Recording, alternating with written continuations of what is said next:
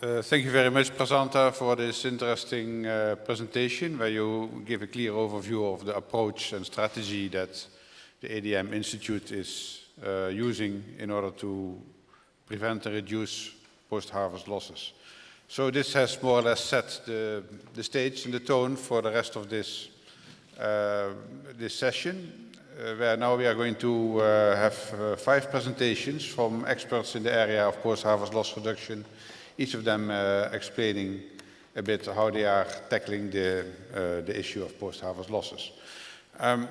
Unfortunately, I don't have a complete overview of each and everyone's background and biodata, and therefore I would rather suggest that I ask all of you to introduce yourself very shortly, just a few lines of who you are and what you are doing, and then we start with the first presentation. So I'd like to start with Dr. Mary Arends Kuenning, University of Illinois.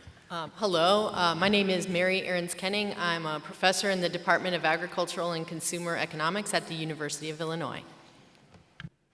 Then Dr. Willis Owino. I'm Willis Owino. I'm a food scientist from the Department of Food Science and Technology, Jomo Kenyatta University of Agriculture and Technology, Nairobi, Kenya. Thank you. Mr. Innocent Musabyimana. Thank you. Sorry. Thank you. My name is Innocent Musabyimana, the Permanent Secretary of the Ministry of Agriculture and Animal Resources, having background more on agriculture extension related and mostly focusing on post-harvest and agriculture integrated system extension. Then we have Dr. Gilmar Henz. Good morning. I'm an agronomist. I've been working with post-harvest pathology of vegetable crops since the 90s for Embrapa vegetable crops. And during the last 4 years, I was working as an agriculture attaché to South Africa. So that's my background. Thank you. And finally, Dr. Chemeda, Abedeta, Garbaba. Thank you very much. First, I would like to have some correction. I am not a doctor. Rather, I am a PhD student. Originally, I'm from Ethiopia. Now I'm based in Kassel University, based in Germany, working on post-harvest loss reduction in maize. Thank you. Thank you very much. So then I would like now give the floor to Dr. Mary Arends Kuenning. She will give a presentation on the nature of smallholder agriculture in the parent state in Brazil and the implications for alleviating post-harvest losses. In principle, we like to ask the presenters to stick to 12 minutes presentation, and then we have a few minutes for a few questions and answers from the audience. Thank you. Hi, can I ask the person in the, oh, there we go, thank you. So here's my presentation. So I would like to acknowledge my research team. So there is Marcos Garcias. Marcos is over here somewhere. There he is, okay. And Maren Skidmore, who's over there. So they're with me if you want to talk to them during the break about the project. And Ana Lucia Casufe, my colleague from the University of Sao Paulo at Exalc. So this research is taking place in the state of Paraná. Whoops, hold on, let's see. So it's here, this state here in the southern part of Brazil. A lot of small farmers there. The state borders Paraguay and Argentina. And other colleagues, such as Peter Goldsmith, who's going to be presenting tomorrow, his work has been focused in the more grain basket area of the country in Mato Grosso, which is up here. So we're looking at an older, more established area of agriculture in Brazil, where there's a lot of smallholders, a lot of cooperatives, so looking at post-harvest loss in that environment. So I want to show you that the smallholder production is very important in Brazil. These data come from 2006 from the agricultural census, which is the most recent data we have that breaks things down by smallholders and largeholders. People think of Brazil, they think of the pictures of the 20 combines coming down the field in Mato Grosso. That's not what we're talking about here. So looking at total production in 2006, so for example, for corn, 45% of the production was by smallholders based on Brazil's government definition, which I'll get into later. 14% of soy, which is not a high percentage, but given the importance of soy in Brazil's economy, that's a sizable economic investment there. And 21% of the wheat. Looking at the next column, we have the percent of smallholder production that is by Paraná smallholders to show you how important Paraná is in that system. So 21% of the production of smallholders in corn is in Paraná. 41% of the production by smallholders of soy is in Paraná. And 46% of the smallholder production of wheat is in Paraná. And if we look at the percent of the total Brazilian production that's by Paraná smallholders, it ranges between 5 and 10% of the production. These numbers are probably now, with consolidation, they are probably smaller when the next agricultural census comes through, if that happens given Brazil's situation. I hope they allocate the money to do this because this is important data collection. So this is the state of Paraná looking at the areas where we work. So those 2 points here, we have Dois Vizinhos and Coronel Vivida. That's where we did our pilot project in the southwest part of Paraná. And you can see that where the range of smallholder production of soy occurs, which is in through this area and in this area here. So that's looking at metric tons of production by municipality in the state of Paraná. So what are some characteristics of these smallholder farms in Paraná? Looking at the system, it's important to think about the system when we think about where post-harvest loss occurs and where we might ameliorate it. So a lot of these farmers produce jointly. So they're producing grain and animal products as well. So you see a growth in dairy production. Also in the area where we did our pilot study, there's a very big chicken processing plant. So a lot of the farmers do chicken production. So the grain that's being produced, for, especially for corn, is going a lot for animal feed. Paraná is also well known and very proud of the system of cooperatives it has. So a lot of small farmers are involved with cooperatives, belong to cooperatives, sell and store their grains to cooperatives. The on-farm storage that there's not much that these smallholders are doing. They say it's not economically viable, but the on-farm storage that there is primarily for animal feed. So they tend to store the grain with cooperatives or with grain wholesalers. When they do, not many store. Often they will sell the grain at harvest time to pay off their debts, to get cash that they need.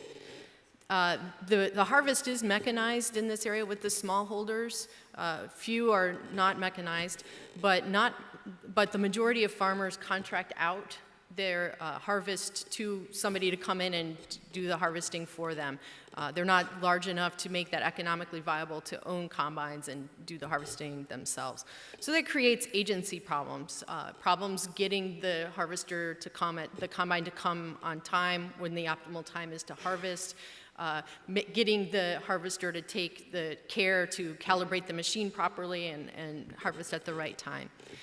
And these farmers are working in a general context of consolidation, so we see more and more cases of farmers renting land out to their neighbors to increase the scale of the production. Oops. So what does this mean for post-harvest loss?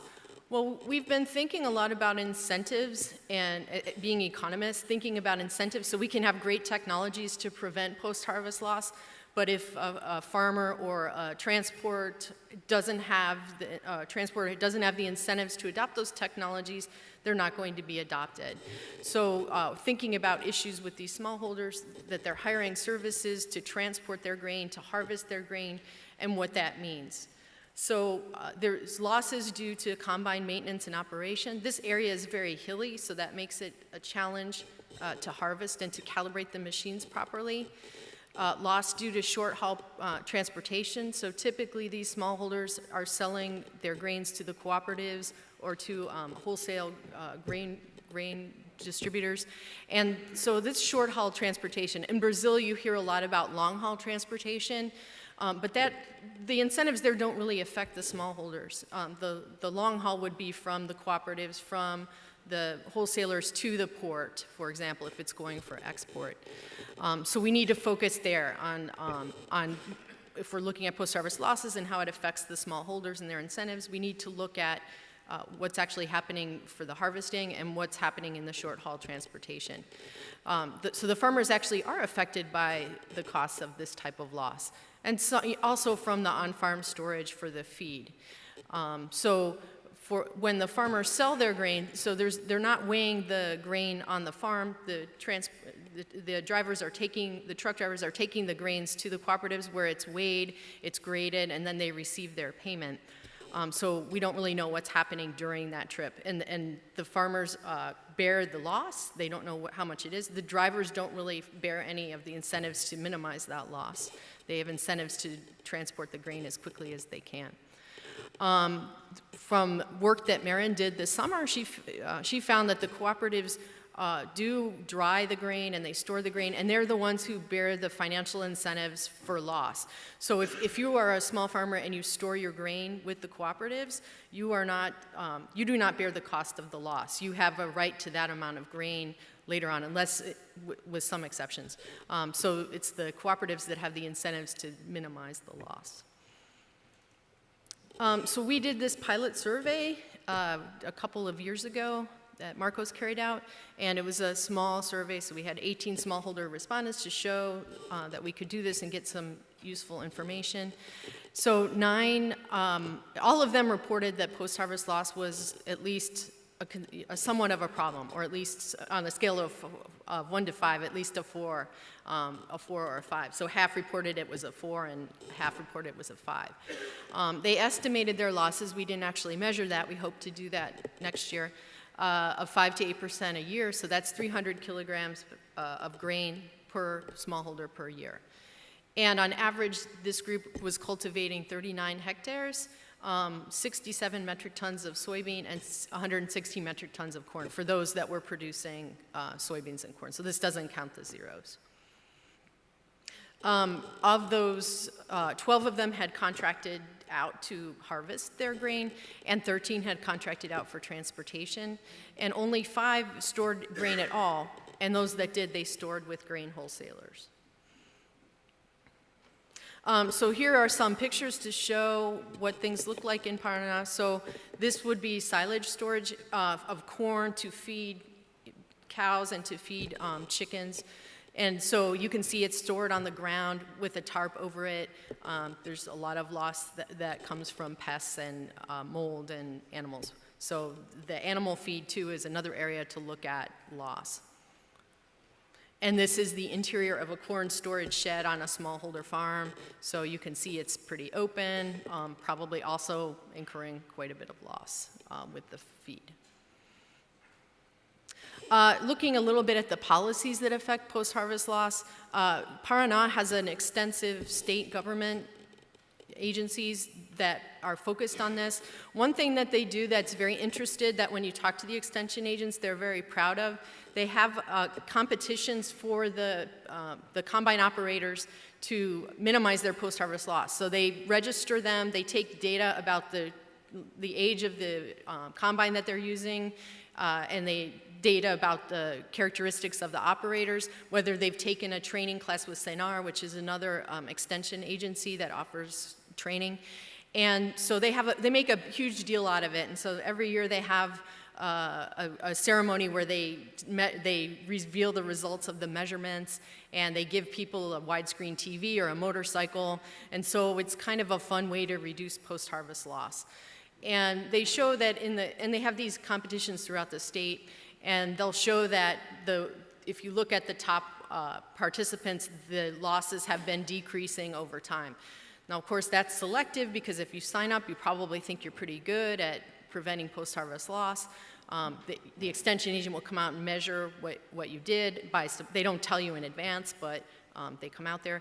But some of these cover a pretty high percentage of the fields that are being planted in soy. So this is in soybean. And some of them cover over half of the total terrain that's planted in soybean. So it's an interesting and kind of fun way to try to reduce post-harvest loss. In Brazil, there's also federal policy, so there's a lot of action happening at the state level. There's also federal policies in Brazil, and very quickly, Brazil has separate policies for the smallholders and for the large commercial farmers. They're in completely different ministries. And the main policy, I would say, for the smallholders is called PRONAFE, and that's subsidized credit to smallholders, and that's credit that can be used to buy new farm equipment, to buy tractors, to have storage on your farm if you want to do that. So to qualify for that, you have to have less than a certain amount of land, which varies by municipality. So it's a lot smaller land area in Paraná than it is in Mato Grosso. And you have to rely on family labor, and there's a limit on the income that can be earned off the farm. Okay, so just quickly some conclusions that I'd like to leave you with today, that the smallholder agriculture does play an important role in Brazil's agricultural sector, and that the main things we want to look at for smallholders affecting their food security and their income, bottom line, would be combine losses, short-haul transportation losses, and silage losses.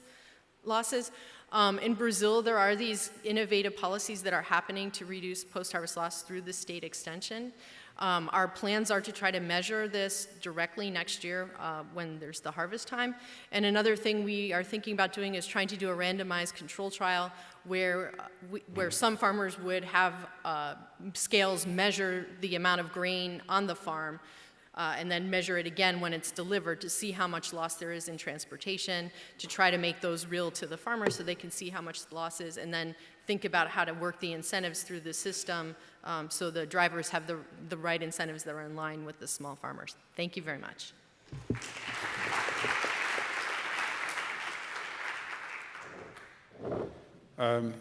Thank you very much, Mary, for this interesting presentation. I got the impression that it is really showing us a good case example of how through cooperatives and sound government policies, indeed, post-harvest losses can be reduced. Before I ask the floor to ask one or two questions, I have one thing I want to ask you. You said in the survey you did among 18 farmers, you mentioned an average cultivated land of 39 hectares. Is that per farmer? Per farmer. And that is still a smallholder? They're still considered small. In what context is that considered a smallholder? In the context of that state or in Brazil. Oh, okay. Yeah, we're not talking, this is very different from India or... Indeed, I would say that. This is indeed something to consider well, because a smallholder in that state in Brazil is something entirely different than a smallholder in most places in Africa, where you talk about half a hectare or maybe 1 hectare or something like that. Anyway, I allow one or two questions from the floor, and I really would like to ask you to ask questions to the point, to this presentation, some clarification, or even if you want to challenge something that the presenter has said, but don't use this time to make your own presentation, please. Can I have some light on the audience, please? Then I can see who is. Okay,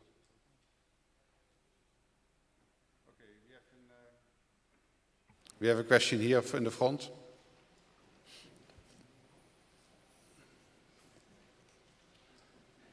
Here in the front, please. Sorry, you have to come from far.